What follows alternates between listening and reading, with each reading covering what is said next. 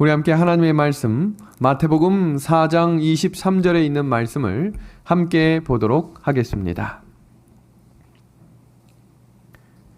예수께서 온 갈릴리에 두루 다니사 그들의 회당에서 가르치시며 천국 복음을 전파하시며 백성 중에 모든 병과 모든 약한 것을 고치시니. 아멘. 우리 믿음의 하늘 가족 여러분 안녕하십니까? 네. 우리 3일 후에 또 안식 후 3일 후에 함께 또 말씀을 연구하게 하신 하나님께 감사를 드립니다. 오늘 본문 말씀은 예수님께서 이 땅에서 하셨던 사역 세 가지 동사로 정의를 내리고 있습니다. 그 첫 번째는 가르치셨다라고 선포했고요. 두 번째는 전파하셨다라고 말씀하시며 세 번째는 뭐 하셨다라고 이야기합니까? 고치셨다라고 말합니다. 그렇다면 예수님께서 무엇을 가르치셨다라는 것일까요? 예수님께서 이 땅에 오셔서 가르치신 내용들을 정리해 보면 사람의 도덕성을 깨우치셔서 사람의 양심을 회복시키시는 일에 집중하여 가르치셨다라고 성경은 말합니다. 그럼 두 번째, 전파하셨다라고 하는 것은 무엇을 전파하셨다는 것일까요? 하나님의 나라거든요. 그럼 그 하나님의 나라를 우리에게 어떤 회복이 있게 하시려고 하신 거냐면 사람의 마음속에 신앙의 회복이 일어나게 하시기 위하여 말씀을 전파하셨다는 겁니다. 그럼 고치셨다라고 하는 말은 어떤 것을 고치셨다는 것일까요? 사람의 마음과 육체를 회복시키신 것입니다. 그래서 오늘 본문 마태복음 4장 23절의 말씀은 가르치시고 전파하시며 고치셨던 모든 것은 사람을 뭐하기 위하여 하신 겁니까? 회복입니다. 회복. 사람의 무엇을 위해서 일하셨다고요? 회복입니다. 그래서 창세기의 주제도 이와 마찬가지로 하나님께서 창조하신 모든 세대와 모든 것들이 타락으로 인해 망가졌지만 예수님께서 구속의 경륜을 통해 뭐 하시겠다는 겁니까? 회복시키시겠다는 약속을 설명하신 이야기가 바로 창조의 말씀, 창세기의 주제입니다. 자, 우리 배웠던 말씀이지만 이 말씀을 하나하나씩 다시 한번 정리해 봅시다. 성경이 우리에게 말하고자 하는 것은 무엇인가? 하나님의 존재와 하나님의 성품과 사람과의 관계가 무엇인지를 가르쳐 주시기 위해 우리에게 주신 책이 성경입니다. 두 번째는 인류의 역사가 어떻게 시작되었는지를 소개하고 있고 그 인류를 무너뜨리기 위한 악의 존재와 악이 시작된 역사적인 배경을 소개하고 있습니다. 그리고 사람이 왜 죽을 수밖에 없는 존재가 되었는지를 오늘 우리가 함께 또 살필 것이고요. 그렇다면 그 죄인이 어떻게 죄를 해결하고 구원을 받을 수 있는지를 소개하고 있는 책이 성경입니다. 여섯 번째는 하나님이 제시하신 구원의 절차와 방법들을 차례대로 아주 일목요연하게 소개하고 있는 책이 성경이고 인류의 구원의 과정에서 일어나는 선악의 싸움들과 그 인류의 구원이 이루어지는 역사적인 과정을 소개하고 있는 이 성경책은 곧 무엇의 의무와 무엇의 회복을 이야기하고자 하는 것이냐면 사람이라고 하는 존재 자체의 본질과 또 사람이라고 하는 사람을 어떻게 회복시킬 수 있는지를 소개하고 있는 책이 바로 성경입니다. 지난 시간에 배웠던 창조의 7가지를 우리가 살피면서 혼돈과 공허함 가운데 하나님이 하나하나를 채우시며 마지막 7째 날에 창조하셨던 안식일은 우리에게 질서와 쉼을 허락하셨다라고 소개했습니다. 창조에 대한 기사는 창세기 1장과 2장에 기록되어 있는데요. 창세기 2장은 1장 뒤에 나오는 책이지만 그 1장의 내용을 없던 내용이 아니라 인간을 중심으로 다시 한번 요약하고 정리하고 있는 챕터가 창세기 2장입니다. 그 내용을 좀 하나씩 정리해 드리겠습니다. 창세기 2장 1절에서 3절은 하나님과 관련된 사람의 시간을 소개하고 있습니다. 그러니까 이 사람에게 필요한 이 시간은 누구와 연관이 있다라는 것을 소개하고 있는 겁니까? 하나님과 관련된 시간이라는 겁니다. 두 번째, 2장 7절에는 사람이 어떻게 만들어졌는지를 소개하며 그 사람의 구조가 흙과 그 코에 생기를 불어넣음으로 생명이 되었다는 그 구조를 누구 중심으로 지금 소개하고 있다고요? 누구 중심? 사람입니다. 오늘 계속해서 강조하는 단어는 사람일 텐데요. 세 번째입니다. 창세기 2장 8절부터 14절에는 에덴 동산이라고 하는 곳을 소개하시면서 여기에 누가 거주할 것이다 라고 소개하고 있다는 거예요. 사람입니다. 네 번째입니다. 창세기 2장 15절에는 사람을 만드셨을 뿐만 아니라 사람이 주로 하는 일이 무엇인지를 기록하고 있습니다. 다음 다섯 번째입니다. 창세기 2장 16절부터 17절에는 하나님과 사람 사이에 지켜야 할 법에 대해서 소개하고 있습니다. 다음 여섯 번째입니다. 창세기 2장 19절에서 20절은 피조물 세계에 대하여 사람의 권한과 권리를 소개하고 있습니다.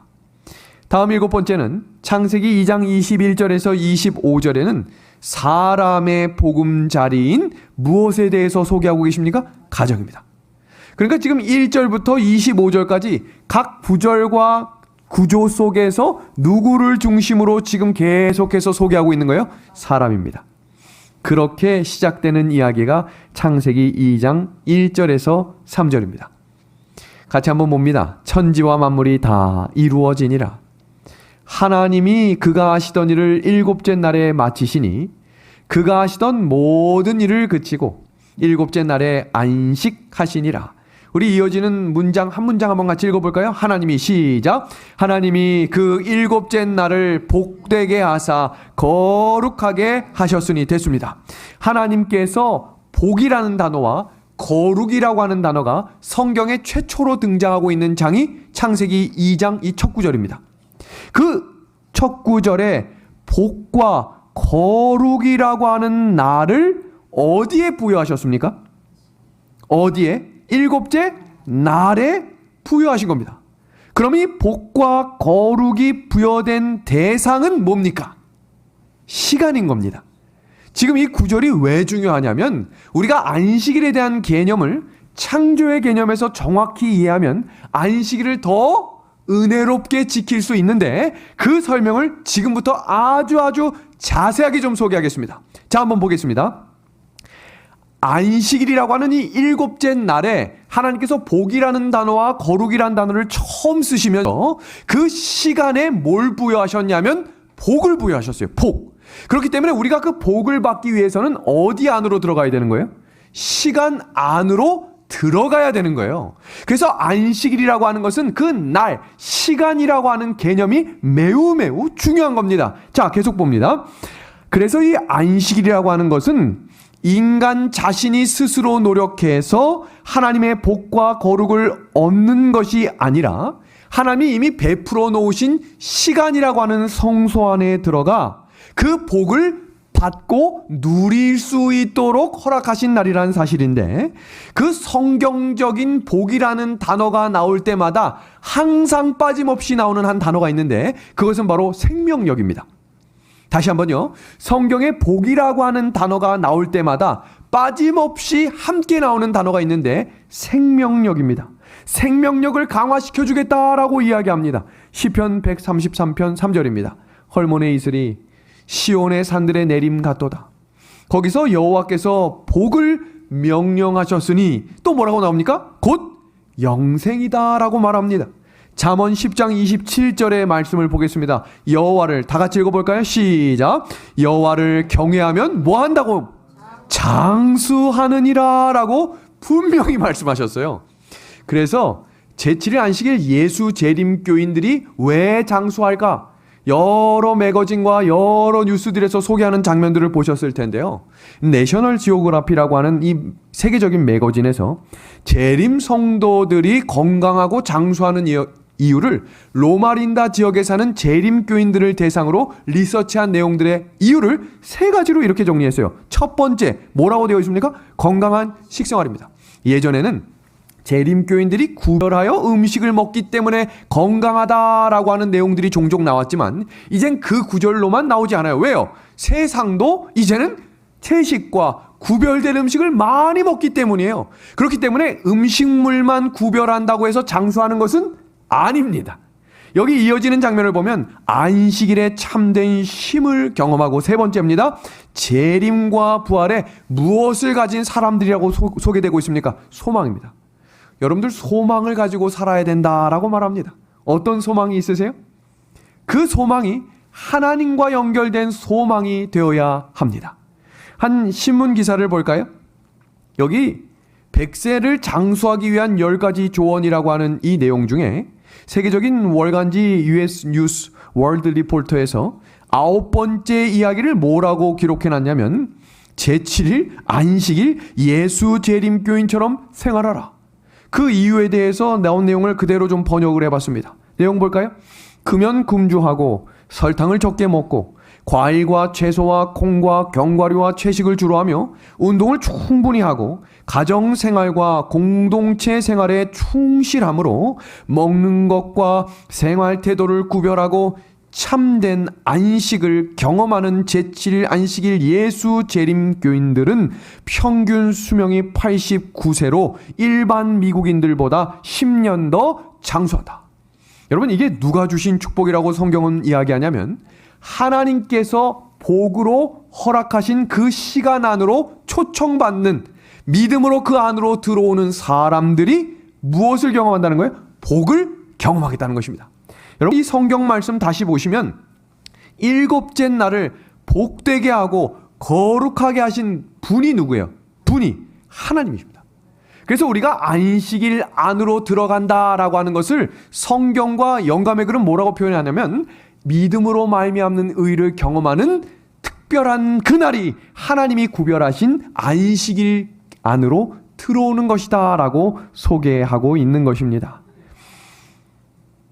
여기 이 구절 속에 하나님께서 이 노란색 색칠한 부분 같이 한번 읽어주시겠습니까?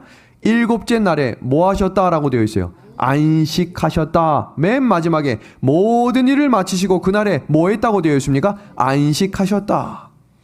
여러분, 예전에 우리가 성경을 공부하거나 제가 이렇게 성경을 같이 초신자분들하고 공부하면, 목사님, 왜 창조하시는 이 구절 속에 안식일이라는 단어를 명확하게 넣으셨으면 더 사람들 가운데 논쟁이나 토론이 없이 왜 안식일이라는 단어가 왜 이 뒤편에 나옵니까? 창조엔 왜 나오지 않습니까? 여러분, 그때 우리가 뭐라고 대답할 수 있을까요? 성경 왜 창세기 1장과 2장 창조에 대해 말씀하실 때 안식일이라고 하는 단어는 안 나오는 걸까요? 그 이유는 다음과 같습니다.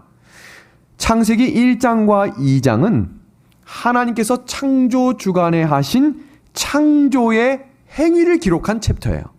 그렇기 때문에 하나님께서 몇째 날에 무엇을 하셨다, 무엇을 만드셨다, 빛을 만드시고 낮과 밤을 구분하셨다라고 이야기하시며 안식하셨다라고 하는 하나님께서 그날에 하신 일을 명명한 겁니다. 그래서 이 날이 왜 안식일일 수밖에 없는지를 소개하고 있는 내용이 출애굽기 20장 8절에서 11절에 이렇게 기록된 것입니다. 같이 봅니다. 안식일을 기억하여 거룩하게 지키라.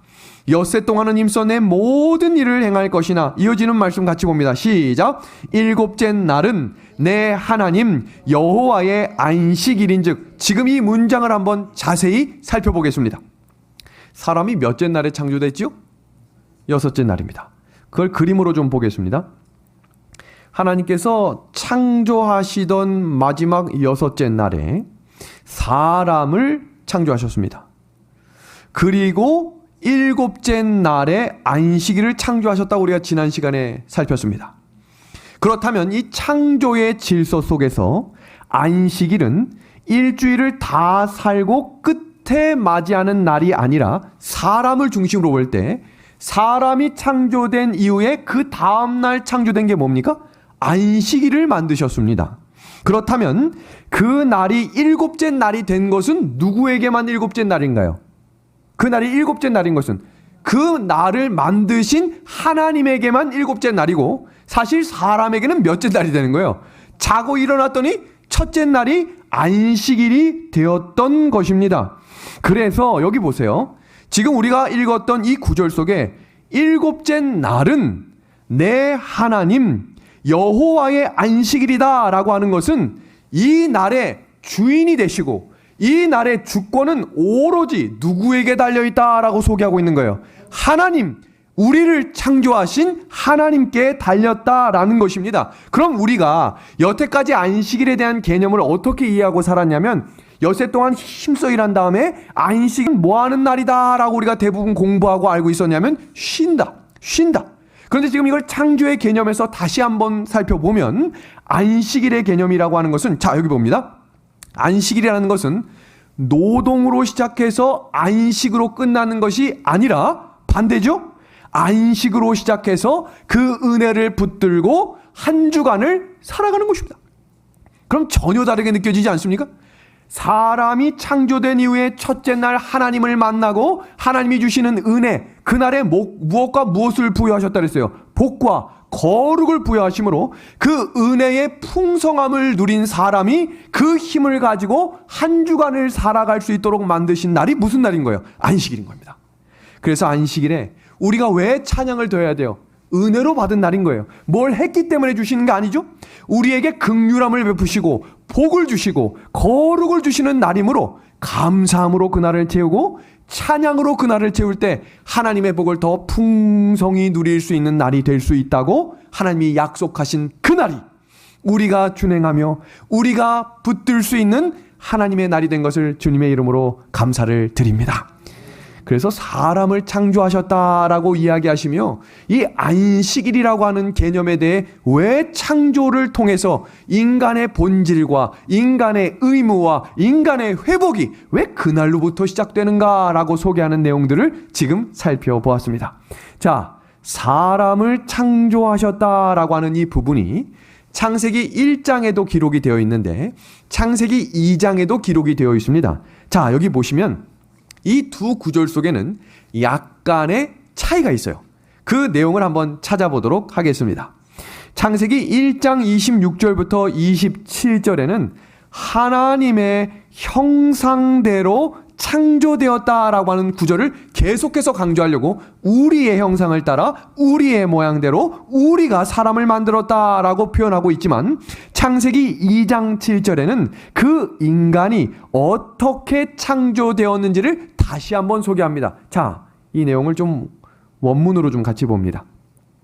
창세기 1장 26절과 창세기 1장 27절도 두 부분으로 나뉘어질 수 있는데 지금 이 두 개의 문장을 잘 비교해 보시면 이 두 개의 문장도 사실 같은 내용을 반복하면서 다르게 쓰고 있어요. 한번 볼까요? 우리의 형상을 따라 우리의 모델로 창조했다라고 이야기합니까? 우리의 모양대로 창조했다라고 이야기하셨지만 창세기 1장 27절에는 하나님이 자기 뭐로 하셨다고 되어 있어요. 형상대로 했다라고 말합니다. 여기 구절을 보시면 형상이라고 하는 단어는 젤렘이란 단어고 모양이란 단어는 드무트라는 단어인데요. 원어를 살펴보니까 같은 어원에서 출발한 동의어입니다. 그러니까 사실 이 형상과 모양이란 단어는 형상이란 단어와 함께 쓰이는 동의어입니다. 다음입니다.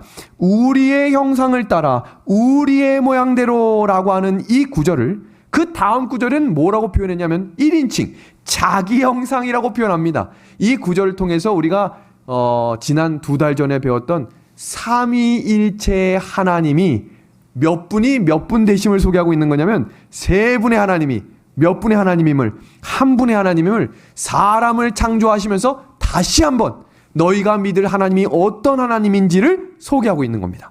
다음입니다. 우리가 무엇을 만들었다라고 표현합니까? 사람을 만들었다라고 표현하는데 바로 그 다음 구절에는 우리가 남자와 여자를 만들었다라고 말합니다.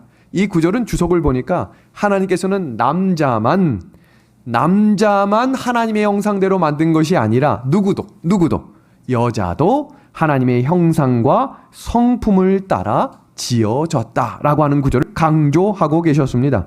영감의 글 보겠습니다. 이 구절은 좀 중요하기 때문에 길지만 차근차근 좀 같이 보겠습니다. 사람은 외모나 품성에 있어서 모두 하나님의 형상을 지니게 될 것이었다. 그리스도만이 아버지의 본체의 형상이시나 사람은 하나님의 모양으로 지음을 받았다. 그의 본성은 하나님의 뜻과 조화되었다. 그의 마음은 하나님의 일을 이해할 수 있었다. 그의 애정은 순결하였고 그의 식욕과 감정은 이성의 지배 아래 있었다. 그는 하나님의 형상을 지니고 그분의 뜻에 완전히 순종하는 가운데 거룩하고 행복하였다. 이어지는 구절 속에 이 글을 썼던 영감의 글 내용 중에 사람의 외모에 대해서도 기록합니다. 그 구절을 같이 보겠습니다. 사람이 그의 창조주의 손으로 지음을 받았을 때 신장이 컸으며 완전히 균형이 잡혀 있었다. 그의 용모는 건강한 혈색을 띠어 불그스레하였으며 생기와 기쁨의 빛으로 빛났다. 아담의 키는 지금 세상에 살고 있는 사람들의 키보다 훨씬 컸다. 하와는 아담보다 조금 키가 작았으나 그의 자태는 고상하였으며 아름다움으로 충만하였다. 여기 잘 보시면요, 이 제가 노란색으로 이 색칠한 부분들을 다시 한번 주목해서 볼게요. 사람이 그의 창조주의 손으로 지음을 받았을 때 신장이 컸고 완전히 뭐가 잡혀 있다고 소개하고 있어요. 균형이 잡혀 있었다. 이 부분은 외모에 대해 단순히 소개하고 있는 것이 아니라 인간의 몸이 건강하고 이상적인 형태의 모습으로 유지될 때 하나님의 형상을 유지하는 은혜를 경험한다는 거예요. 그러니까 우리의 몸이 성경에서 너희 몸은 거룩한 성전이라고 했기 때문에 잘 관리해야 합니다. 그래서 먹는 것을 편식하거나 먹는 것을 개인적으로 굶음으로 인해서 몸을 해하는 것도 하나님의 성전이 무너지는 것인데, 그건 다른 말로 이야기하면 하나님의 형상과 성품을 회복하지 못하고 있다는 거예요. 그러니까 몸이 건강하기 위해 잘 관리하는 것도 우리가 사람이 회복되기 위한 하나님의 형상을 닮아가는 겁니다. 그러니까 건강한 음식을 먹는 것도 우리의 의무일 수 있습니다. 영감의 글에 이어지는 구절입니다. 우리 이 구절은 다 같이 한번 읽어볼까요? 아담이, 시작. 아담이 창조주의 손으로 지음을 받았을 때 그의 육체와 지능과 영성은 하나님을 매우 닮아 있었다. 그러니까 사람은요, 그 정신과 건강한 상태가 하나님의 아름다움을 반사할 수 있음을 기억하시므로 우리의 생각과 우리의 마음과 우리의 건강이 하나님께서 주시는 방법대로 잘 관리될 수 있도록 하나님의 말씀에 더욱더 순종하는 저와 우리 믿음의 가족들이 되기를 소망합니다. 그럼 지금부터는 인간의 의무, 하나님께서 창조하시며 그들에게 주신 세 가지 의무가 있었습니다. 그 세 가지 의무를 하나씩 정리해 보겠습니다. 창세기 2장 15절입니다. 여호와 하나님이 그 사람을 이끌어 에덴 동산에 두어 그것을 경작하고 지키게 하셨다라고 말합니다. 이 구절을 쉬운 성경으로 보니까 그것을 경작하면을 뭐라고 표현하고 있습니까? 섬기며, 그 다음 지키게라는 것을 뭐라고 표현합니까? 관리한다라고 표현합니다. 여러분, 선지자 오바댜, 우리가 지금 소선지서를 매주 금요일마다 공부하고 있는데 이 오바댜도 우리가 한번 자세히 공부할 날이 있을 텐데, 이 오바댜라고 하는 뜻이 이렇게 되어 있어요. 섬기다라고 되어 있습니다.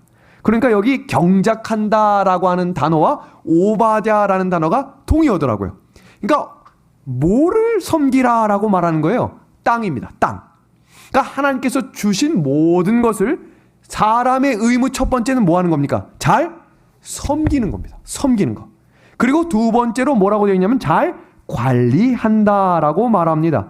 여러분, 성경 창세기 1장 26절에 하나님께서 모든 것을 그에게 뭐 하라고 이야기하셨냐면 모든 것을 뭐 하라라고 말했습니까? 다스리라. 다시 이야기합니다. 모든 생물을 뭐 하라라고 말합니까? 다스리라라고 말합니다. 여러분, 하나님께서 우리에게 주신 첫 번째 의무는 따라해 보겠습니다. 청지기 직분을 다하라. 시작. 청지기 직분을 다하라. 이것은 죄를 짓기 전 인간에게 주신, 하나님께서 주신 의무입니다. 오늘날 우리에게 주신 청지기의 의무는 단순히 헌금만을 구별해서 내는 것이 아니라 우리에게 맡겨주신 교회의 직무들, 우리에게 맡겨주신 가정의 의무들을 다 섬김으로 뭐하라라고 하는 거예요? 관리하라는 겁니다. 여기서 기억하셔야 될 건, 하나님은 우리에게 이 모든 것을 주셨다. 너가 가져라라고 표현하지 않고 모아라라고 표현했어요. 관리하라랍니다. 그러므로 하나님께서 우리에게 맡겨주신 자녀, 우리의 것이 아니라 하나님께서 우리에게 맡겨주신 것을 잘 모아야 되는 거예요. 관리하셔야 됩니다. 하나님께서 우리에게 직장과 우리에게 주신 여러 직책들, 그것을 너에게 가지라라고 하는 것이 아니라 그걸 잘 모아라는 거예요. 관리하라는 겁니다. 선생님이 학생들을 잘 관리하듯이, 교회에서 우리 장로님들이 교회를 잘 관리하듯이. 근데 그 교회의 주인은 누구임을, 학교의 주인은 누구임을, 하나님임을 잊지 말아야 한다라는 것이 하나님께서 사람에게 주신 첫 번째 의무였습니다. 그래서 하나님께서 그 첫 번째 의무를 잊어버리지 않게 하시기 위하여 동산 중앙에 2가지 나무를 주셨는데, 같이 한번 보겠습니다. 여호와 하나님이 그 땅에서 보기에 아름답고 먹기에 좋은 나무가 나게 하시니 동산 가운데에는 생명나무와 선악을 알게 하는 나무도 있더라라고 말합니다. 선악을 알게 하는 나무를 성경은 뭐라고 말씀하셨냐면 먹지 말라라고 명령하셨습니다. 여러분, 물고기가 아무리 받기 좋다고 해도 물고기가 물 밖에 나와서 살 수 있습니까? 죽습니다. 기차가 아무리 빨리 가고 싶다고 해도 기차 선로를 벗어나는 그 순간 무너지게 돼 있어요. 사람도 하나님께서 주신 의무와 이 책무에서 벗어나면 행복을 추구하며 가는 그 길이 불행의 시작이 될 수 있음을 우리는 기억해야 합니다. 그래서 성경에서 이어지는 구절 속에 2장 15절과 17절에 분명하고 명확하게 이렇게 명령하십니다. 선악을 알게 하는 나무의 열매를 먹지 말라. 먹는 날에는 정녕 내가 반드시 뭐 하겠다라고 이야기하셨어요. 죽는다라고 이야기했습니다. 그리고 생명나무의 실과는 뭐하라라고 이야기하셨나 한번 볼까요? 창세기 3장 22절입니다. 하나님이 가라사대 이 사람이 선악을 아는 일에 우리 중 하나같이 되었으니 그가 그 손을 들어, 같이 한번 읽어보겠습니다. 생명나무 시작. 생명나무 실과도 따먹고 영생할까 하노라. 사람은 태어나면서부터 사람을 만드신 하나님의 명령을 따라 이 순종을 하지 않으면 죽게 되었었어요. 죄를 짓지 않아도. 선악을 알게 하는 나무는 뭐 하지 말고요. 먹지 말고. 생명나무는 반드시 뭐하라 라고 되어 있어요. 먹어야 한다 라고 되어 있습니다. 영생의 조건 2가지를 정리해 봅니다. 첫 번째는 선악과를 먹지 말아라. 그건 뭐예요? 하나님께서 사람이 죄를 짓기 전에도 이것은 다 너희에게 주겠다라고 말하지 않고 뭐하라고 말씀하셨다고요? 다스려라, 관리하라 라고 말씀하셨던 것처럼 하나님이 이 땅에 이 모든 것의 주인임을 절대로 잊어서는 안 된다라고 하는 것의 핵심이 선악과를 절대로 먹어서는 안 된다는 것으로 정의하신 거예요. 2번째입니다. 생명과는 너희가 반드시 먹어야 한다라고 하는 것은 영생의 조건 2가지입니다. 하나님의 말씀은 반드시 순종해야 약속하신 복, 영생을 누릴 수 있다는 겁니다. 근데 창세기 3장에 여자가 그것을 먹고 또 그것을 누구에게 가져다 줬습니까? 아담에게 주어서 같이 먹었습니다. 다시 성경 말씀 볼까요? 선악을 알게 하는 나무의 열매를 먹으면 내가 먹는 날에 반드시 뭐 하겠다고 했습니까? 죽겠다고 했습니다. 그래서 약속대로 사람이 그것을 먹고 죽게 되었죠. 그래서 창세기 3장 19절에 이렇게 말씀하십니다. 너는 흙이니 어디로 돌아가는 거예요? 흙으로 돌아가는 것입니다. 지금 저희가 사람의 의무를 배우고 있거든요. 하나님께서 사람을 창조하신 다음에 복과 거룩으로 초청하셨고 그 복과 거룩을 경험한 사람들이 한 주간을 살아갈 힘 또한 은혜로 부여하셨어요. 그 부여하시면서 하나님께서 분명하게 말씀하신 것이 너희가 관리인인 청지기임을 잊지 말아야 한다라고 이야기했는데 그 청지인 것을 잊는 사람의 마음속에 있는 것이 무엇인지 살핍니다. 하나님은 성경의 창조주 하나님의 이름을 여호와, 우리가 창세기 1장을 통해서 배웠죠?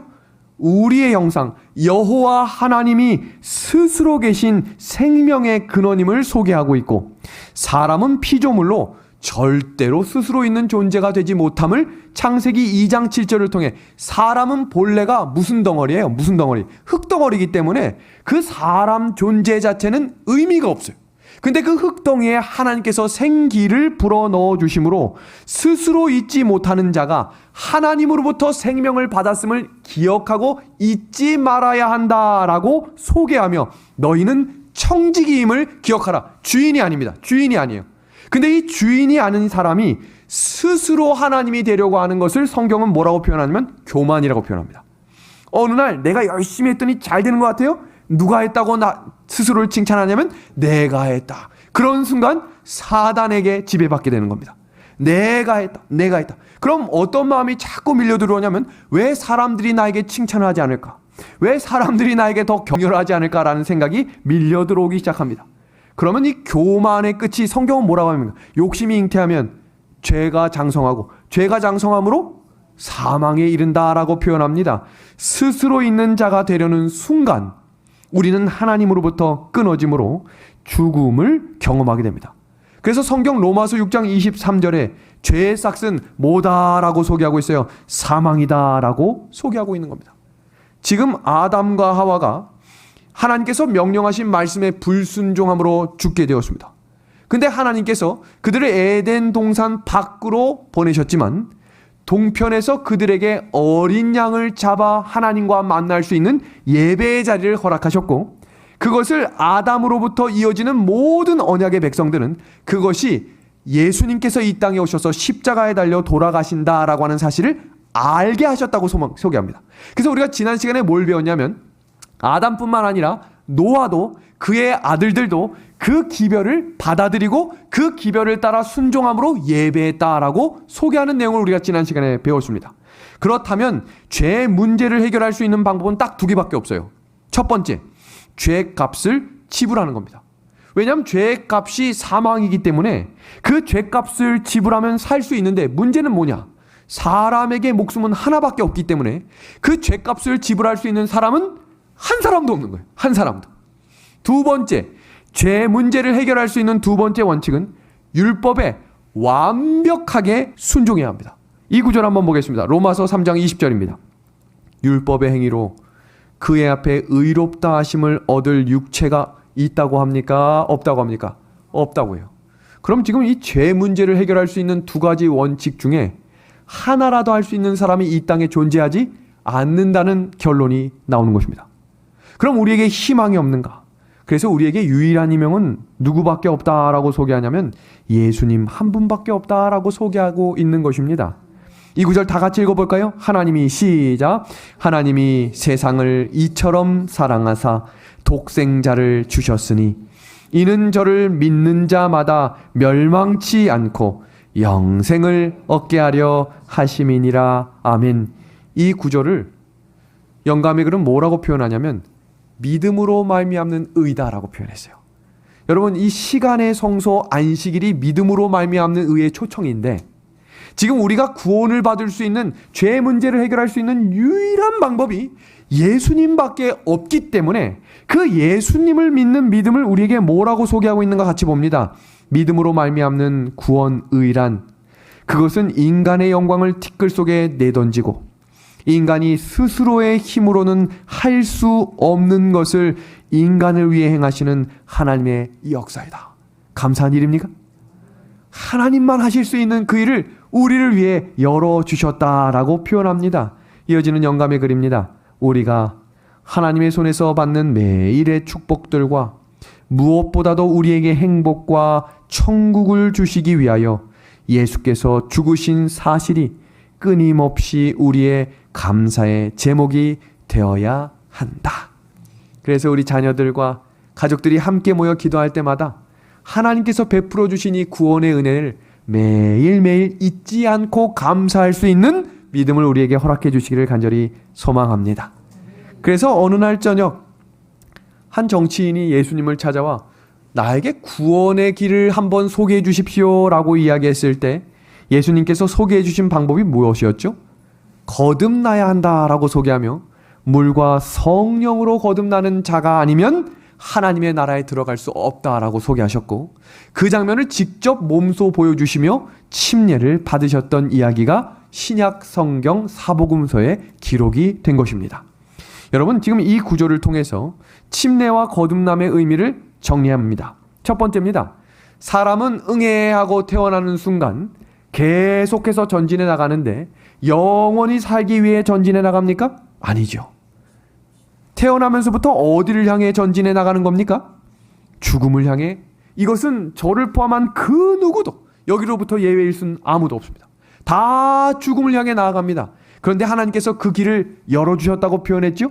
그 장면 속에서 사람이 하나님이 나의 구주가 되시고 나의 주인이 되십니다 라고 고백할 수 있는 것은 누구의 도움 없이는 될 수 없다고 소개하는지 한번 보겠습니다. 다 같이 한번 읽어봅니다. 성령의 시작. 성령의 도움 없이는 아무도 예수는 주님이시다 라고 고백할 수 없다. 성경의 요한복음에 예수님을 믿는 자들에게는 하나님의 자녀가 되는 권세가 주어졌다라고 소개하며 이는 혈통이나 육신으로 될 수 없다라고 소개합니다. 여기 태섭이 예섭이가 있는데 재림신앙을 같이 하고 있는 목사 자녀라고 해서 구원이 결정된 것은 아니에요. 재림신앙을 3대, 4대 계속해서 하고 있다는 것도 구원의 보장은 아닙니다. 개인적으로 예수님이 나의 구주가 되심을 반드시 고백해야. 그 고백은 근데 누구만 해줄 수 있다라고 소개합니까? 성령입니다. 그럼 사람이 사망을 향해 계속해서 걸어가다가 방향이 완전히 바뀌게 돼요. 매일매일 주시는 은혜를 힘입어 어디를 향해 걸어간다라고 소개하냐면 영원한 생명을 향해 걸어간다라고 말합니다. 사도행전 2장을 살펴보면 오순절 성령 역사를 경험한 베드로가 나가서 아주 열정적인 설교를 했을 때 사람들이 이렇게 질문해요. 우리가 이제 어떻게 하면 좋겠습니까? 그때 베드로가 이렇게 소개합니다. 베드로가 이르되 너희가 회개하여 각각 예수 그리스도의 이름으로 침례를 받고 죄 사함을 받으라. 그리하면 성령을 선물로 받으리라. 여러분, 이 구절이 오늘 우리에게 주시는 권면의 말씀입니다. 오늘 우리에게 회개를 통한 물과 성령을 옷 입는 매일매일의 침례를 경험해야 그 은혜를 통해 우리에게 주시는 죄사함이 사라지는 의의 옷이 입혀지므로 누구를 허락하신다라고 소개합니까? 성령 하나님입니다. 여러분, 이제 마지막입니다. 인간의 의무 세 번째는 다 같이 한번 읽어볼까요? 창세기 2장 24절입니다. 이러므로 시작. 이러므로 남자가 부모를 떠나 그의 아내와 합하여 둘이 한 몸을 이룰지라. 하나님의 명령이자 하나님의 첫 번째 주례사입니다. 하나님께서 한 가장이 될 사람이 가정을 이루는 순간 독립된 가장이 되어야 한다라고 이야기하며 아내와 합하여 한 몸을 이룬다라고 하는 이 구절 속엔 어떤 의미가 포함되어 있냐면 둘 사이에 절대로 아무도 함께할 수 없다. 이 말은 무슨 말이냐면 정신적 연합과 몸의 연합을 일컫는다라고 주석은 이야기하는데 그 생각과 정신에 다른 이가 없을 만큼 하나님 한 분만이 주인 대신 온전한 가정을 이루어야 한다라고 소개합니다. 이 구절이 우리에게 왜 오늘날 중요한가? 오늘날 많은 간통 사건들, 많은 이혼 사건들, 많은 별거 사건들이 교회 안에도 이루어지고 있는 이때에 성경은 우리에게 온전한 가정을 지키는 것이, 섬기는 것이 누가 주신 의무라고 소개해요? 하나님이 주신 의무라는 거예요. 가정을 잘 지키셔야 합니다. 성경 마태복음 19장을 살펴보면요, 그 당시에도 이혼이 많았던 것 같아요. 그래서 바리새인들이 예수님께 이혼에 대해 시험 삼아 질문할 때 예수님이 하셨던 대답은 창조 때 주례사로 쓰셨던 그 말씀을 그대로 쓰십니다. 여기 제가 동그라미 이 노란색으로 쳐놓은 이 단어 뭐라고 되어 있습니까? 본래. 이어지는 구절 속에 이 본래는요, 처음부터 가정은 지켜져야 한다라고 예수님이 말씀하십니다. 이어지는 구절입니다. 마태복음 19장 8절입니다. 예수께서 이르시되 모세가 너희 마음의 완악함 때문에 아내 버림을 허락하였거니와 본래는 그렇지 아니하였다. 여러분, 하나님께서 만들어주신 이 가정, 또 하나님께서 허락하신 가정을 만들고자 준비하시는 예비 가정들이시여, 하나님께서 지키라고 명령하신 이 가정을 생명을 다해 지킬 수 있는 믿음을 우리에게 회복시켜 주시기를 주님의 이름으로 소망합니다. 오늘 성경 공부를 총정리하면서 이 구절 속에 우리에게 말씀하시는 매우 중요한 인간의 회복과 본질과 의무를 소개하고 있습니다. 같이 봅니다. 너희는 이 세대를 본받지 말아라. 이 본받지 말아라 라고 하는 것이 형상이더라고요. 근데 우리가 지금 뭐에 대해서 공부했냐면 사람이 하나님의 형상으로 창조되었음을 우리가 공부했는데 세상에 사는 사람들은 자꾸 어디로 본능적으로 가게 되어 있냐면 세상의 형상을 담고자 하겠다라는 말이에요. 그러나 너희는 고개를 들어 예수님을 바라봄으로 누구를 회복하고 닮기 위해 더 전진하라라고 소개하냐면 하나님의 형상입니다. 다음입니다. 오직 마음을 새롭게 함으로 변화를 받아라. 여러분, 모양이 굳어지는데 그 모양이 굳어짐을 다시 만들어 주실 수 있는, 재창조하실 수 있는 힘은 누구에게만 있다라고 소개하는 거예요. 하나님께만 있다는 소개입니다. 하나님의 선하시고 기뻐하시고 온전하신 뜻이 무엇인지 분별하도록 하라. 사도 바울은 우리가 무엇을 바라보느냐에 따라 형태와 모양이 결정된다면 하루의 시작이 하나님의 말씀으로 시작하고 하루의 마무리가 하나님의 말씀과 기도로 마무리되는 온전한 가정이 될 때 하나님께서 사람을 창조하시고 제일 처음 허락하신 복과 거룩의 날로 은혜로 옷 입은 그들을 회복시키시겠다는 약속의 말씀이 오늘 이 말씀을 듣고 있는 모든 이들의 허락되는 선물의 말씀이 되기를 소망하며 오늘 성경 공부를 마치도록 하겠습니다.